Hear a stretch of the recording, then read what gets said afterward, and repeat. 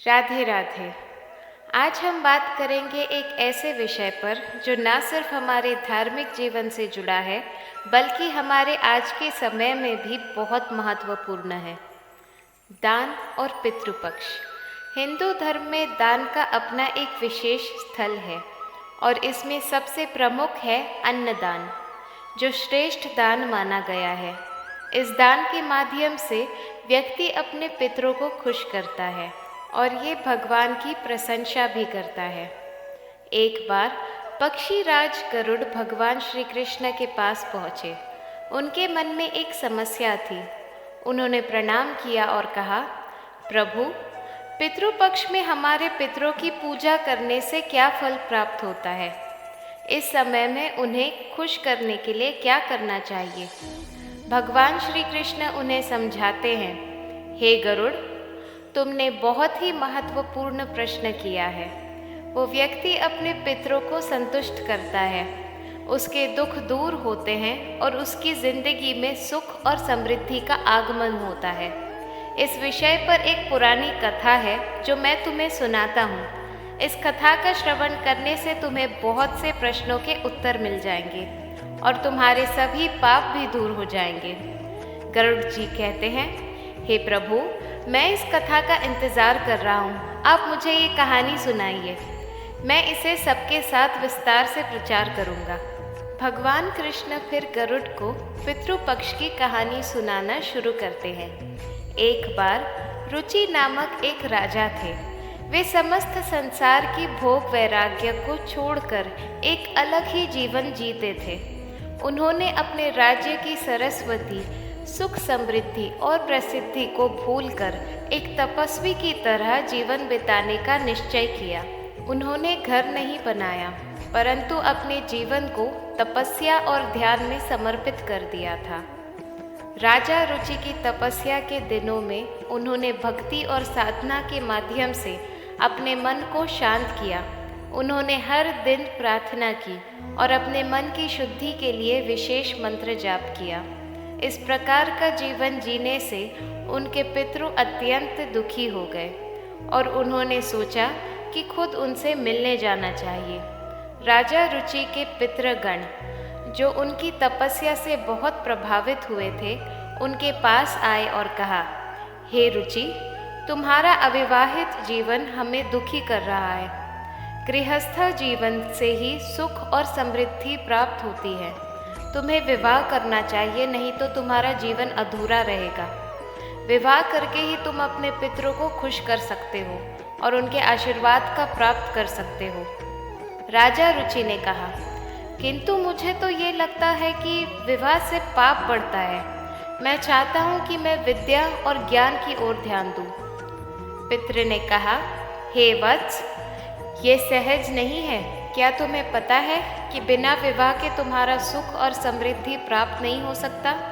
गृहस्थ जीवन ही तुम्हें पितरों का आशीर्वाद दिलाएगा। संतान की प्राप्ति ही तुम्हें मोक्ष की ओर ले जाएगी। ये सुनकर राजा रुचि ने सोचा, मुझे इस पर विचार करना चाहिए। मेरा जीवन समर्पित है, लेकिन क्या मुझे अपने पितरों की इच्छा को भी प्राथमिकता देनी चाहिए? इस प्रश्न ने उन्हें घेर लिया। उनका मन किया कि वो इस विचार को आगे बढ़ाएं। उन्होंने अपनी तपस्या को थोड़ा और समर्पित किया, लेकिन उनके मन में पितरों की बात छुपी रही। पितृ ने कहा, हे रुचि, देखो, हमारा आशीर्वाद तुम्हारे साथ है, परंतु तुम्हें खुद को भी समझना होगा। घर बसाना एक महत्वपूर्ण कार्य है जिससे तुम अपने परिवार को आगे बढ़ा सकते हो। भगवान कृष्ण ने कहा, इस प्रकार रुचि अपने पितरों की बात सुनते हैं और अंत में एक सुंदर पत्नी से विवाह करते हैं। रुचि की पत्नी नाम से सीता बहुत ही समझदार और धार्मिक थी। उनके घर में खुशियों का आगमन होता था और उनकी जिंदगी में खुशियों की बारिश होने लगती है। परंतु रुचि अपने मन को भोग की तरफ नहीं ले जाते, क्योंकि उन्हें अब भी पितृपक्ष की याद सताती है। सीता और रुचि की जोड़ी बहुत ही सुखमयी होती है। उनके घर में एक सुंदर बालक का जन्म होता है। जो उनकी जिंदगी में और भी खुशियां भर देता है। लेकिन रुचि अब भी तपस्या और ध्यान में लगाए रहते हैं। वे कभी कभी अपने पितरों को याद करते हैं और उनकी आशीर्वाद की प्रार्थना करते हैं। राजा रुचि एक दिन अपनी पत्नी सीता के साथ मिलकर अपने पितरों की आरती करने का निश्चय करते हैं। उन्होंने इस आरती में अभी आवश्यक सामग्रियां इकट्ठा की। आरती के समय उन्होंने मन में ये प्रार्थना की, हे पितृ, आप सबसे बढ़कर हैं। मैं आपको समर्पित करता हूँ अपना ये जीवन और प्रार्थना करता हूँ कि आप हमेशा मेरे साथ रहें। भगवान कृष्ण कहते हैं, ये आरती उनके लिए बहुत महत्वपूर्ण होती है क्योंकि इसमें उन्होंने अपने पितरों की याद की और उनके आशीर्वाद प्राप्त किया। रुचि के जीवन में अब खुशियों का विस्तार होने लगता है और उनका जीवन पितृपक्ष के दान से भरा होता है। क्या रुचि अपने पितरों को खुश रखने में सफल होते हैं? क्या उनका जीवन आरती के बाद और भी सुखमय होता है? ये सब कुछ समझने के लिए हमें अगले कथन पर विश्लेषण करना होगा। इस प्रकार कहकर ब्रह्मदेव अंतर्ध्यान हो गए। ब्रह्मा जी के वचन सुनकर ऋषि रुचि ने पुनः अपने पितरों को प्रसन्न करने का निश्चय किया। फिर ऋषि रुचि नदी के तट पर पहुंच गए और एकांत में अपने पितरों का तर्पण करके उन्हें संतर्प किया। तत्पश्चात एकाग्रचित होकर वे भक्ति पूर्वक अपने पितरों की स्तुति करने लगे। श्री कृष्ण कहते हैं, हे गरुड़, ऋषि रुचि ने अपने पितरों के लिए जो स्तुति की उसे प्रत्येक मनुष्य को ध्यान से सुनना चाहिए। ये स्तुति सब दुख और दोषों को नष्ट करने वाली है। केवल एक बार इस स्तुति को सुनता है, उसके अनेक पाप नष्ट होते हैं और उसे पितरों का आशीर्वाद प्राप्त होता है। इसलिए तुम इस स्तुति को ध्यान से सुनो, तभी ये कथा सुनने का फल तुम्हें प्राप्त होगा। महात्मा रुचि इस प्रकार स्तुति करने लगे, जो आदि देवता के रूप में विद्यमान रहते हैं और जो श्राद्ध के अवसर पर देवताओं से स्वदा द्वारा तृप्त किए जाते हैं, उन सभी पितृगणों को मैं नमस्कार करता हूँ। स्वर्ग में अवस्थित महर्षि गण भुक्ति मुक्ति की कामना से मानसिक श्राद्ध द्वारा जिन्होंने भक्ति पूर्वक तृप्ति की है, उन सभी पितरों को मैं प्रणाम करता हूँ। अग्नि, स्वात वर्षाद, अज्न और सोमपति गण हैं। वे सब इस श्राद्ध में मेरे द्वारा तृप्त प्राप्त करें। अग्निस्वात पितृ मेरी पूर्व दिशा की रक्षा करें। वर्षाद नामक पितृ गण सर्वदा मेरी दक्षिण दिशा की रक्षा करें। अज्न पितृ जन पश्चिम दिशा की ओर, सोम पितृ गण उत्तर दिशा की ओर रक्षा करें। और समस्त पितृजन राक्षस, भूत, पिशाच और असुर गणों के कारण उत्पन्न दोषों से नित्य सब प्रकार से हमारी रक्षा करें। विश्व विश्वभूक, आराध्य धर्मा, धन शुभनंद, भूति तभूतकृत और भूति नामक जो पितरों के 9 गण हैं, तत्थ कल्याण और कालदाता श्रेय कलता हेतु, और अंग नामक जो पितरों के 6 गण कहाए गए हैं, और वार वरेण्या, वर्ध, तुष्टि, पुष्टि, विश्वपात और धाता नाम से विख्यात ये 7 गण तत्पितृ गणों के पाप विनाशक जो महान महात्मा, माहित महिमा, वान और महाबल नाम से प्रसिद्ध ये 5 गण हैं। उन गणों के ही साथ सुखद धन धर्म दुराई अत्यंत प्रसन्न हो गए। उसी समय एक दिव्य तेज उत्पन्न हुआ जो आकाश मंडल में चारों ओर व्याप्त हुआ।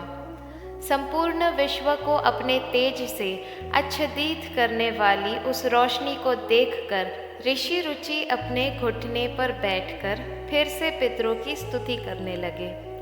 रुचि की स्तुति सुनकर पितृगण अत्यंत प्रसन्न हुए और वे उनके सामने प्रकट हुए। रुचि ने पुष्प, गंध और अनूल पदार्थ का उन्हें निवेदन किया था। वे सभी पितर उन्हें को धारण करके उनके सामने प्रकट हुए। रुचि ने भक्ति पूर्वक हाथ जोड़कर अपने पितरों को प्रणाम किया और निवेदन किया।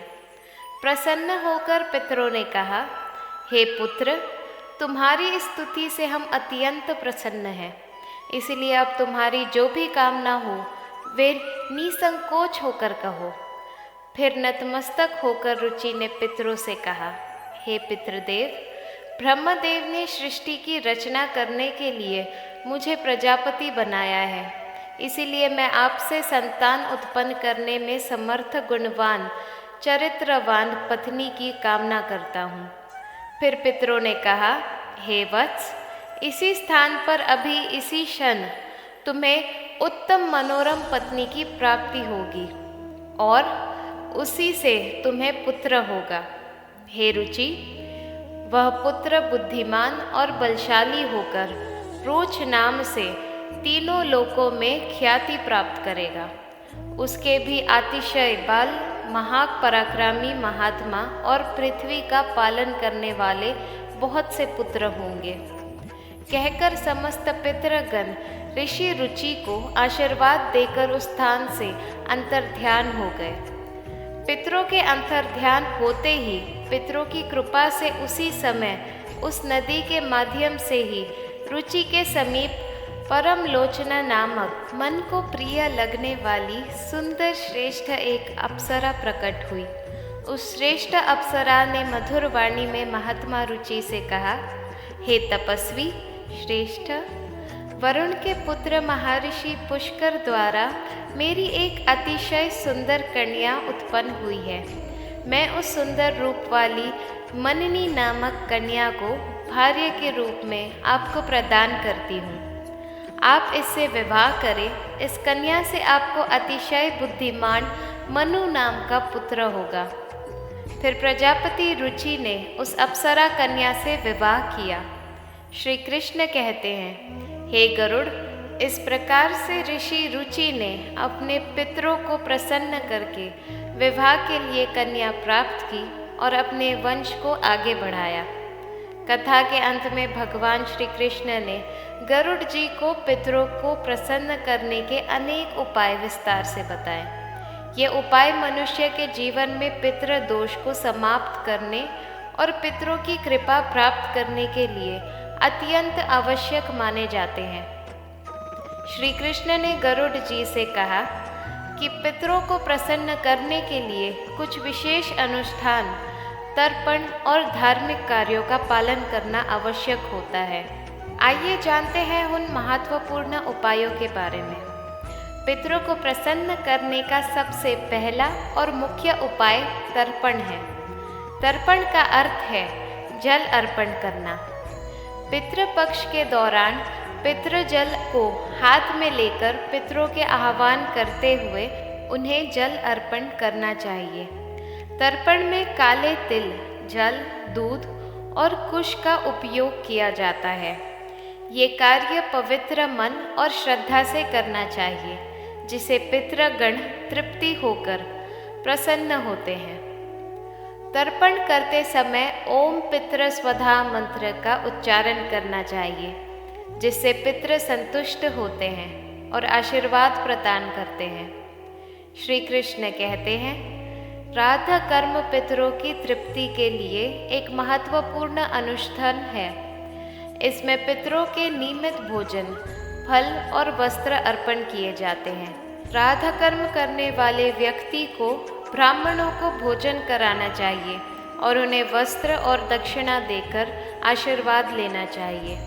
राधा के दिन विशेष रूप से सात्विक भोजन बनाना चाहिए, जिसमें खीर, सब्जी और अन्य पौष्टिक और ताज़ा खड़ी पदार्थ शामिल हो। इस भोजन को पवित्रता के साथ पितरों के नियमित अर्पण किया जाता है। तीसरा उपाय श्री कृष्ण ने बताया, गाय, ब्राह्मण और अन्य जीवों को भोजन। पितरों को प्रसन्न करने के लिए गाय, कुत्ते, कौवे और ब्राह्मणों को भोजन कराना अत्यंत शुभ माना जाता है। इन्हें भोजन अर्पण करने से पितृ तृप्ति होते हैं और प्रसन्न होकर आशीर्वाद देते हैं। विशेष रूप से श्राद्ध के दिन गाय को हरी घास और रोटी खिलाना और कौवे को चावल या खीर खिलाना शुभ माना जाता है। इन कार्यों को करने से पितरों की कृपा प्राप्त होती है और पितृ दोष से मुक्ति मिलती है। श्री कृष्ण कहते हैं, पीपल और तुलसी के पौधे का पूजा करके भी पितरों की कृपा प्राप्त की जा सकती है। ये पौधे पितरों के आह्वान और पूजा के लिए अत्यंत पवित्र माने जाते हैं, इसीलिए इनका पूजा करके पितरों की आशीर्वाद प्राप्त करना बहुत शुभ होता है। ये सारे उपाय एक मनुष्य को अपने पितरों की प्राप्ति, श्रद्धा दिखाने और उनके आशीर्वाद प्राप्त करने में सहायक होते हैं। यदि कोई व्यक्ति इन कार्यों का पालन भक्ति और श्रद्धा के साथ करे तो पितृ दोष से मुक्ति मिलती है और जीवन में सुख, शांति और समृद्धि प्राप्त होती है। इसीलिए श्री कृष्ण ने गरुड़ जी को यह विशेष उपाय बताकर समस्त जीवन को सुखमय और शांति से भरने का मार्ग दिखाया। भगवद गीता का पाठ करना अत्यंत लाभदायक माना जाता है पितरों की शांति के लिए। गीता के गर्व अध्याय का पाठ विशेष रूप से लाभकारी होता है। भगवद गीता के पाठ से पितरों की आत्मा को शांति मिलती है और उनके वंशजों पर उनकी कृपा बनी रहती है। भगवान श्री कृष्ण ने गरुड़ जी को ये भी बताया कि जो व्यक्ति इन उपायों को श्रद्धा और विश्वास के साथ करता है उसे जीवन में सभी प्रकार के सुख और समृद्धि प्राप्त होती है। पितरों की कृपा से उसके समस्त दोष समाप्त हो जाते हैं और परिवार में शांति बनी रहती है। इन उपायों को नियमित रूप से करने से पितृ दोष से मुक्ति मिलती है और पितृ प्रसन्न होकर वंशजों को आशीर्वाद देते हैं। श्री कृष्ण ने गरुड़ जी से कहा, हे गरुड़, जो व्यक्ति इन उपायों को पालन करता है उसे पितृ दोष का कभी सामना नहीं करना पड़ता और इसके पितृ सदैव प्रसन्न रहते हैं। इस प्रकार भगवान श्री कृष्ण ने पितरों को प्रसन्न करने के विविध उपाय विस्तार से बताए जिनको हर व्यक्ति को पितृपक्ष में करना चाहिए। पौराणिक कथा के अनुसार महाभारत के एक महत्वपूर्ण पात्र सूर्यपुत्र कर्ण को भी स्वर्ग में बिना आहार के भूखा मरना पड़ा था। जी हाँ, वही कर्ण जिसने मांगने पर अपने शरीर से अलग करके सोने का कवच और कुंडल भी दान में दे दिए थे, लेकिन सोने के दान करने के बाद भी स्वर्ग में उसे आहार प्राप्त नहीं हो सका था। मान्यताओं के अनुसार एक क्षत्रिय होने के कारण महाभारत के युद्ध में वीर गति को प्राप्त होने के बाद कर्ण को स्वर्ग मिला, जहाँ उसे अपने द्वारा किए गए सभी पुण्य का फल तो मिला, लेकिन वो स्वर्ग कर्ण के लिए नरक समान हो गया था, क्योंकि जहाँ स्वर्ग में उसके साथ दुर्योधन और अन्य योद्धाओं को खाने के लिए तरह तरह के पकवान मिल रहे थे, वहीं कर्ण को खाने के लिए सोने की बड़ी बड़ी थाल में सोने के सिक्के और आभूषण दिए गए थे। माना जाता है कि कर्ण के साथ ये व्यवहार इंद्रदेव के आदेश के चलते किया जा रहा था। अपने साथ इस प्रकार का व्यवहार होता देख कर्ण बहुत निराश था।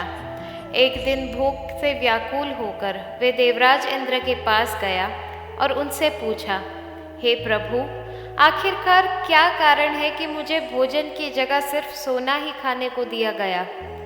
कर्ण के इस सवाल का उत्तर देते हुए इंद्रदेव ने कहा, वैसे तो तुम बहुत दानवीर थे, लेकिन तुमने अपने पूरे जीवन भर समृद्धि और अपना नाम कमाने के लिए केवल और केवल सोने का ही दान किया था।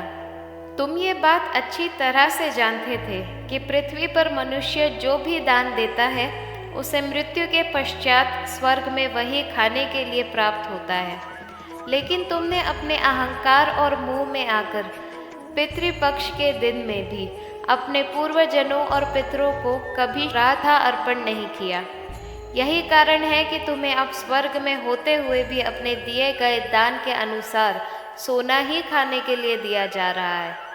इस बात का पता चलते ही कर्ण ने तर्क देते हुए इंद्रदेव से कहा कि उसे ज्ञान नहीं था कि उनके पूर्वज कौन थे, इसलिए उसने कभी भी पिंड दान नहीं किया, क्योंकि कर्ण को धर्म का ज्ञान तो बिल्कुल भी नहीं था। इसीलिए वो जीवन भर केवल सोने का ही दान करता रहा। परंतु वो दानवीर था, इसीलिए इंद्रदेव ने उसे अपनी गलती सुधारने का एक अवसर दिया और उसे लगभग 16 दिन के लिए पृथ्वी पर अपना पश्चाताप करने के लिए वापस भेजा गया। इन दिनों में कर्ण ने अपने पूर्वजनों को याद करते हुए न केवल विधि पूर्वक उनका श्राद्ध किया, बल्कि अपने पितरों को भी अन्नदान के द्वारा उनका तर्पण किया। धार्मिक मान्यताओं के अनुसार इन्हीं 16 दिन की अवधि को पितृपक्ष कहा गया, जिस दौरान मनुष्य अपने पितरों को पिंड दान करके हर प्रकार के पितृदोष से और पितृऋण से मुक्त हो जाते हैं। वाल्मीकि रामायण में सीता जी द्वारा पिंड दान करके महाराज दशरथ की आत्मा को मोक्ष मिलने का संदर्भ भी आता है। वनवास के दौरान भगवान श्री राम, लक्ष्मण जी और माता सीता पितृपक्ष के दौरान श्राद्ध करने के लिए गया धाम पहुँचे। वहाँ श्राद्ध कर्म के लिए आवश्यक सामग्री जुटाने के लिए श्री राम जी और लक्ष्मण जी नगर की ओर चल दिए। उधर दोपहर हो गई थी। पिंडदान का कुतुब मुहूर्त निकल रहा था और सीता जी की व्याग्रता बढ़ रही थी। तभी दशरथ जी की आत्मा ने पिंडदान की मांग कर दी। गया जी के आगे फाल्गुनी नदी पर अकेली सीता जी असमझ में पड़ गई। उन्होंने फाल्गुनी नदी के साथ वट वृक्ष, केतकी के पुष्प और गाय को साक्षी मानकर बालों का पिंड बनाकर स्वर्गीय राजा दशरथ के निमित्त पिंडदान दे दिया। थोड़ी देर बाद जब भगवान राम वापस आए तो उन्होंने माता सीता से पिंडदान की तैयारी करने के लिए कहा। माता सीता ने कहा, समय निकल जाने के कारण मैंने खुद ही पिंडदान कर दिया। इस पर भगवान राम कहने लगे, बिना सामग्री के पिंडदान कैसे हो सकता है? इसीलिए श्री राम जी ने सीता जी से गवाही मांगी। तब सीता जी कहने लगी, ये फाल्गु नदी की रीत, केतकी के पुष्प, गाय और वट वृक्ष मेरे द्वारा किए गए श्राद्ध कर्म की गवाही दे सकते हैं। ये साक्षात गवाह है।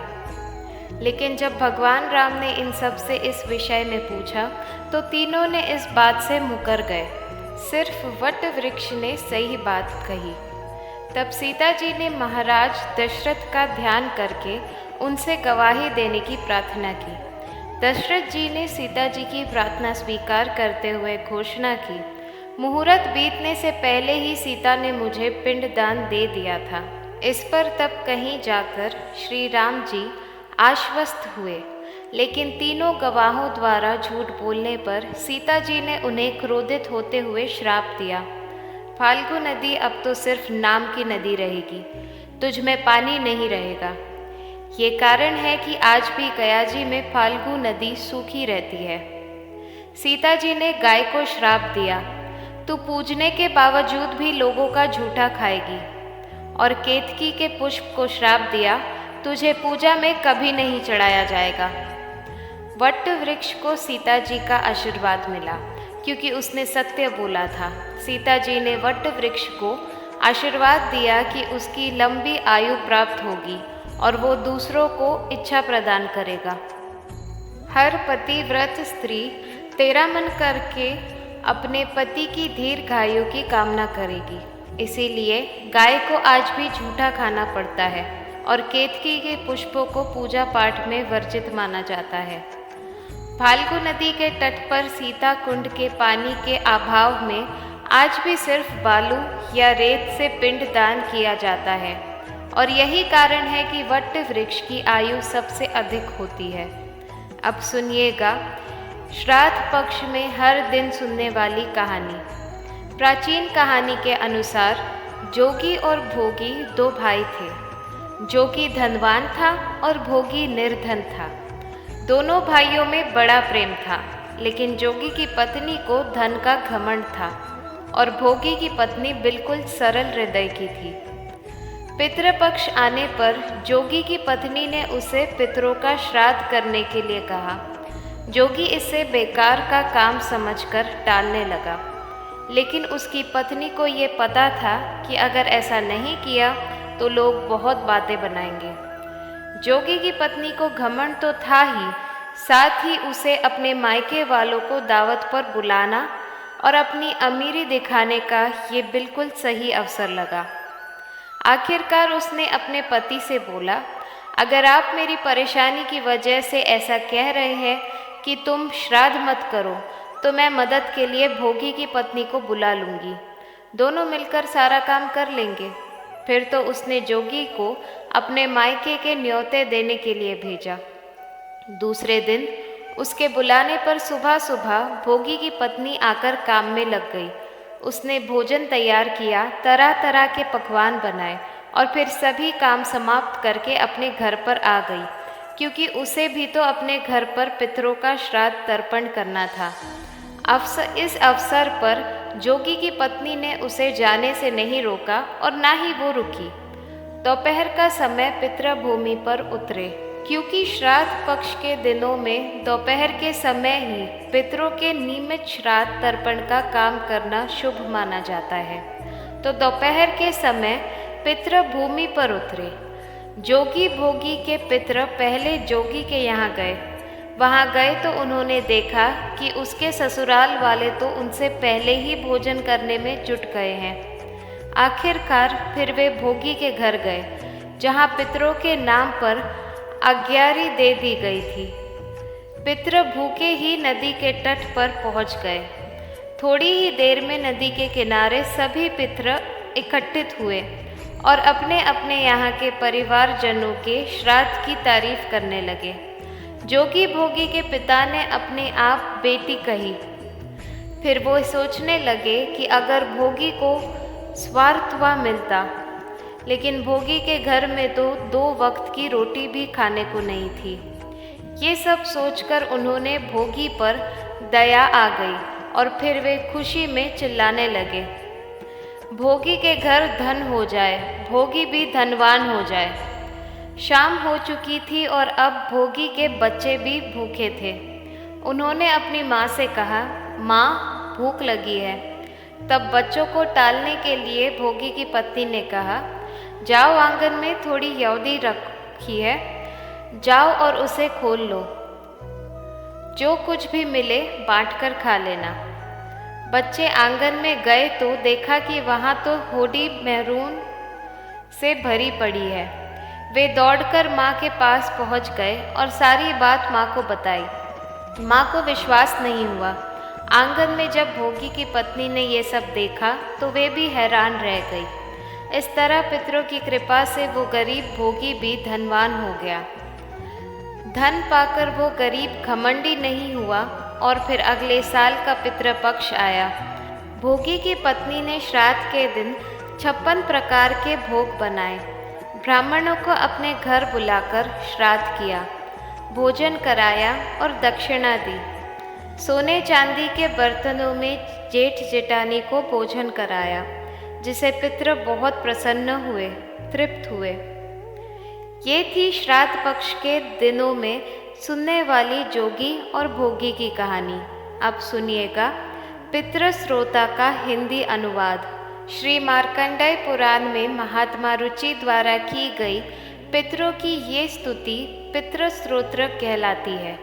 महात्मा रुचि कहते हैं, जो सबके द्वारा पूजित अमृत, अत्यंत तेजस्वी, ध्यानवी और दिव्य दृष्टि से संपन्न है, उन पितरों को मैं सदा नमस्कार करता हूँ। जो इंद्र आदि देवताओं, दक्ष, मरीच, सप्तर्षि और दूसरों के भी नेता है, कामना की पूर्ति करने वाले उन पितरों को मैं प्रणाम करता हूँ। जो मनु आदि राजश्री, मुनीश्वर और सूर्य और चंद्रमा के भी नायक है, उन समस्त पितरों को मैं जल और समुद्र में भी नमस्कार करता हूँ। नक्षत्रों, ग्रहों, वायु, अग्नि, आकाश और अन्य लोक तथा पृथ्वी के भी जो नायक है, उन पितरों को मैं हाथ जोड़कर प्रणाम करता हूँ। जो देवर्षि होके जन्मदाता समस्त लोकों द्वारा वंदित तथा अक्षय फल के दाता हैं, उनको मैं हाथ जोड़कर प्रणाम करता हूँ। प्रजापति कश्यप, सोम, वरुण तथा योगेश्वर के रूप में स्थित पितरों को सदा हाथ जोड़कर प्रणाम करता हूँ। सातों लोकों में स्थित 7 पितृगणों को नमस्कार है। मैं योगी दृष्टि संपन्न स्वयंभू ब्रह्म जी को प्रणाम करता हूँ। इस तरह से हमने भगवान का नाम लेकर सभी पितरों को याद किया। उनसे हमने खुशियों और सुख शांति की प्रार्थना की, जिससे वो हम पर प्रसन्न हो जाए। अगर आपको वीडियो अच्छी लगी हो तो हमारे चैनल भक्ति का ब्रह्मांड को सब्सक्राइब करें। मिलते हैं आपसे अगले वीडियो में। राधे राधे।